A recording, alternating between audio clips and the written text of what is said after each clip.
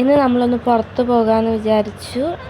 നമ്മൾ 2 പേരേ ഉള്ളൂ, 3 പേരില്ല. സ്റ്റുഡിയോയിലൊന്ന് കയറി വലിയ കളക്ഷനൊന്നും ഇല്ലാന്ന് പറഞ്ഞാൽ അവിടെ നമ്മൾ ഇറങ്ങി. തിരിച്ചിറങ്ങുന്ന വഴിക്കാണ് ഈ സാധനം നമ്മുടെ കണ്ണിൽ പെട്ടത്.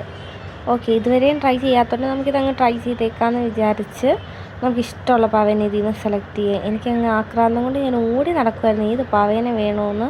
ലാസ്റ്റ് എനിക്ക് ഫുൾ കൺഫ്യൂഷനായിട്ട് ലാസ്റ്റ് ഞാനൊരു ആനക്കുട്ടീനെ എടുക്കാമെന്ന് തന്നെ അങ്ങ് തീരുമാനിച്ചു.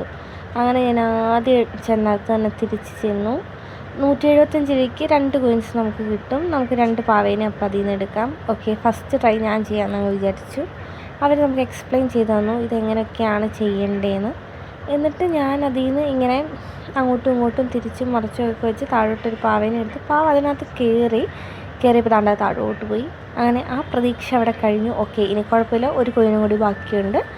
ആ കോയിനും കൂടി എടുക്കാൻ വേണ്ടി താണ്ട അടുത്ത ആൾ പരിശ്രമിച്ചുകൊണ്ടിരിക്കുകയാണ്. ആ പരിശ്രമത്തിൽ അതിനകത്ത് കയറി പോലുമില്ല, ഒരിടം പോലും.